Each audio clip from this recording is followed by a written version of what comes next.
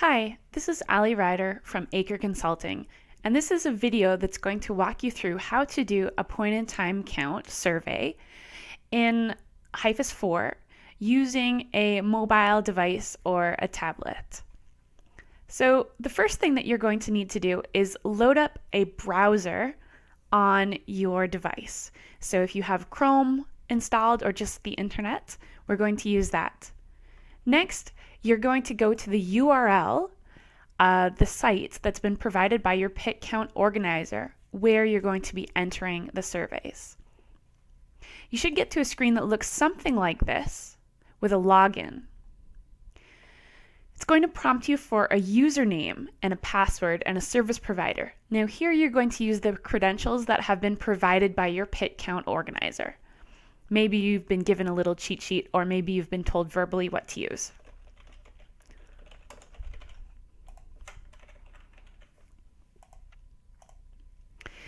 Once you have your credentials entered in, we're going to click the Login button.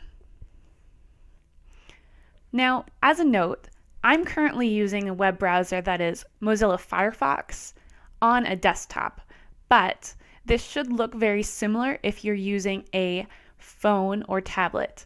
The screen might be a little bit skinnier, but it's the same. When you first log in, you're going to have a screen that says Welcome to HIFIS. Now on the top right, there's this menu button. We're going to click on that. We're going to click on the pit count button. That's going to provide some drop downs. Let's click on survey list for right now. On the survey list, this is going to give you a list of all of the surveys that you or one of your teammates may have completed already. From this screen, you can click on the Add Pit Survey Paging button or the Add Pit Survey Scrolling button. You can also go straight to those buttons by clicking on Live Surveys Paging or Scrolling. Now there's two different ways that you can complete a survey. The scrolling option displays all questions on one big screen. It works better for desktop computers. The other option is a paging survey that displays one question per page. This works a little bit better if you have a smaller screen size, such as on a phone, tablet, or other mobile device. So right now we're going to click on Add Pit Survey Paging.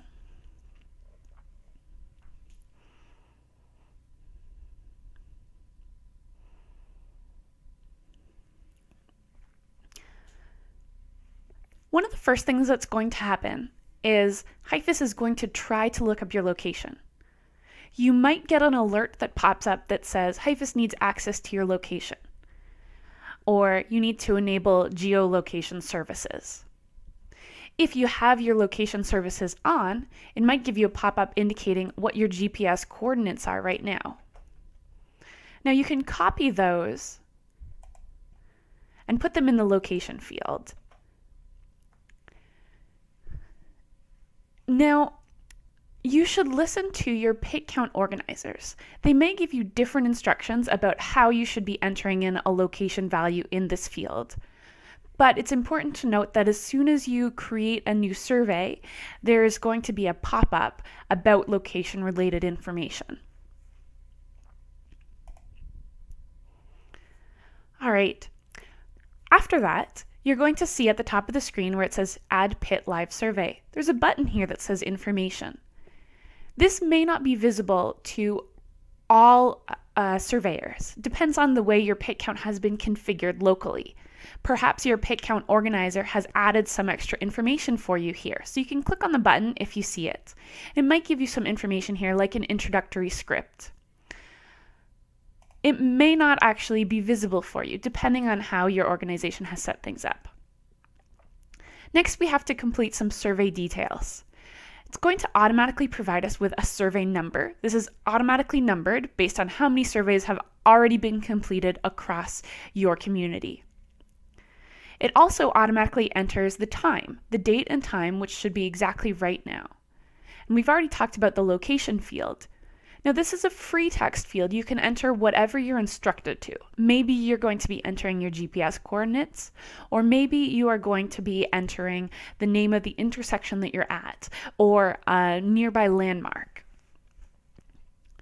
Under Pit Shift, you'll need to select which shift you have been assigned to that you're currently on.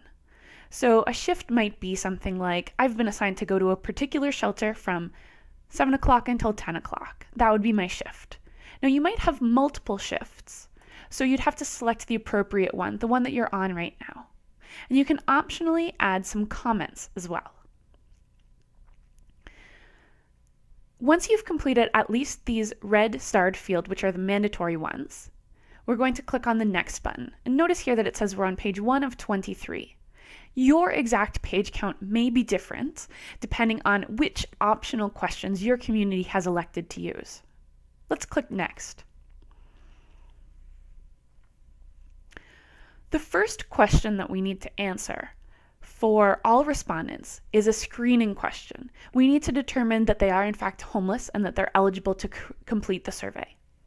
So you may have them respond that they are staying at a public space.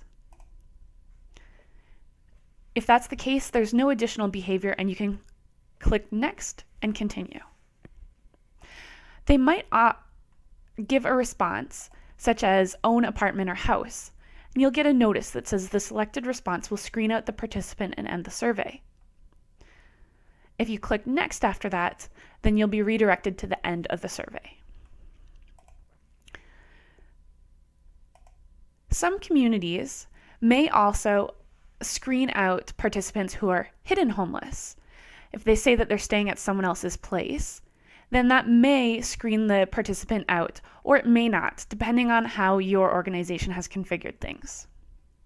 But let's imagine for right now that the participant is in fact eligible to respond to the survey. We're going to select one of those options and click Next. This is the first actual question of the survey. Most questions operate in the same manner. So we have an actual question, and then there's a drop-down menu which is roughly asking whether the respondent answered the question or they did not.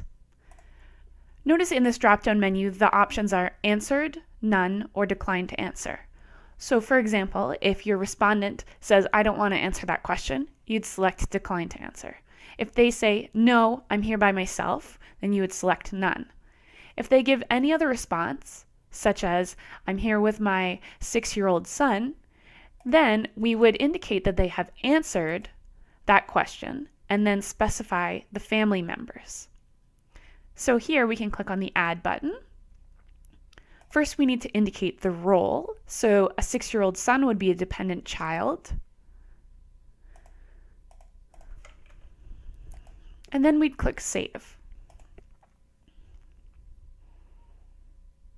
You can do this multiple times if there's multiple people with the respondent by clicking the Add button multiple times. And if you make an error, you can simply delete one of the records.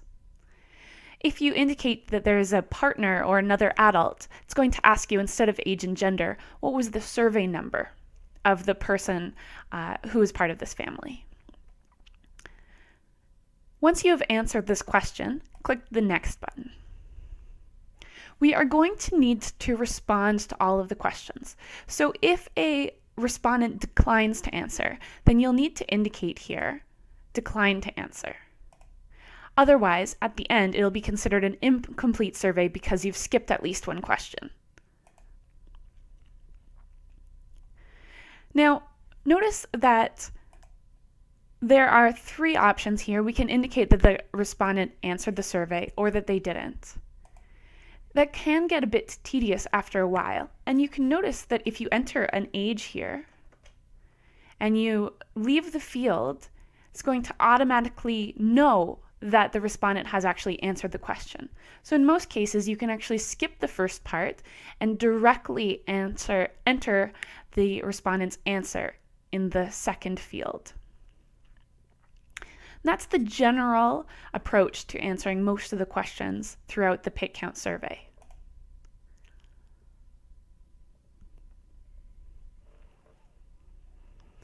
This field here asks about how much time the respondent has been homeless over the past year.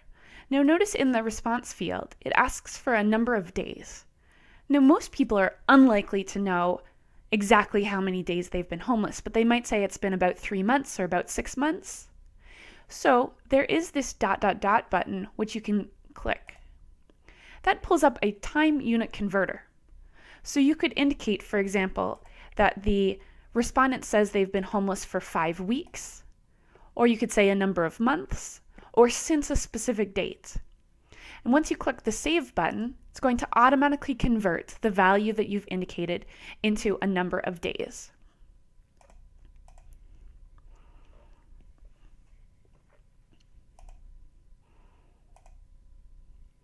Sometimes you might indicate that the respondent doesn't know the answer, in which case you'd select that option and continue.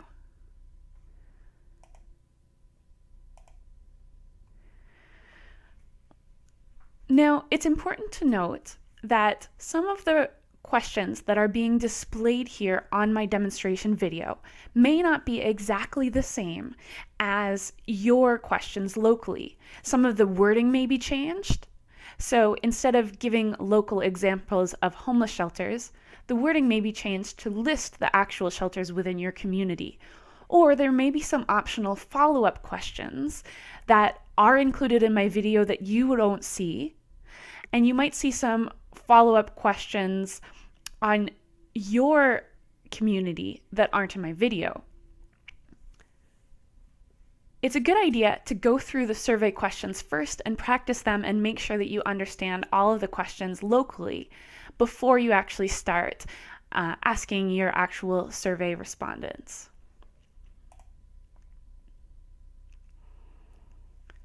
This is an example of a question with a follow-up. First question is, how long have you been in this community? If you indicate that the respondent has always been there, then the follow-up question is going to go away. However, if instead you say that it's been a length of time, there may be follow-up questions. This question has simply one drop-down menu because it's yes or no. We can say, yes, the respondent has come to Canada as an immigrant, or no, they haven't, or they don't know, or they decline to answer. Now, notice at the bottom right of the screen, there's a button that says Abandon Survey. You can click this at any time. If you need to abandon your survey, it is going to ask you, are you sure? And give a reason. Are you sure you want to abandon the survey? Abandoning the survey will save and end the current survey. You'll need to provide a reason, such as the participant does not want to continue, the surveyor does not want to continue, or the survey was created by mistake. You can also put in your own free text here, giving another reason. And if you want to proceed, click this little Save Confirmation button. I'm going to cancel and finish this survey. But in the interest of time, I am going to select some random responses and go through these quickly.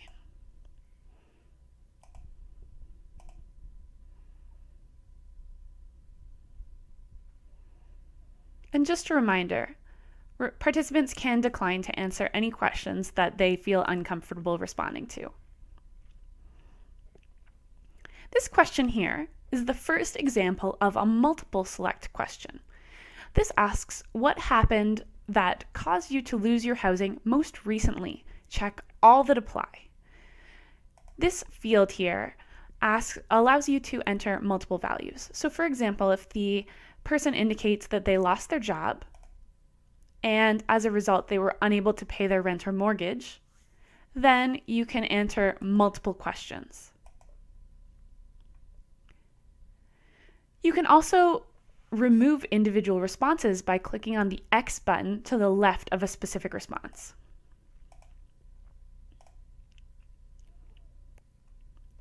This question works similarly. What are your sources of income? So we can select multiple options here. Sometimes you might have to be creative about interpreting the responses.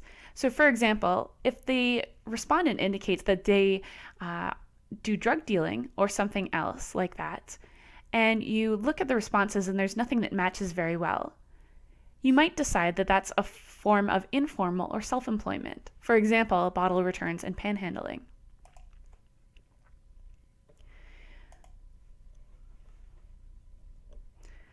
We've started to get into a section here where this question indicates it's CO3. Now, the C questions are all optional questions that your local community may have decided to include or may not have. So from this point on, many of the questions that are being displayed on my video, you may or may not see on your actual survey.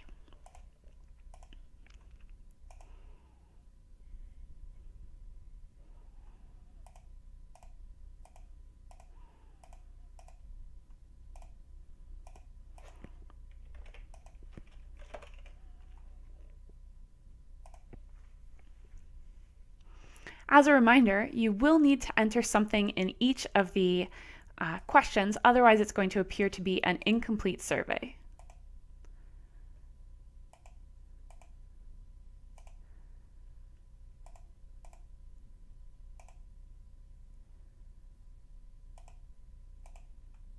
All right, once you get to the end, there's going to be a button that says End Survey.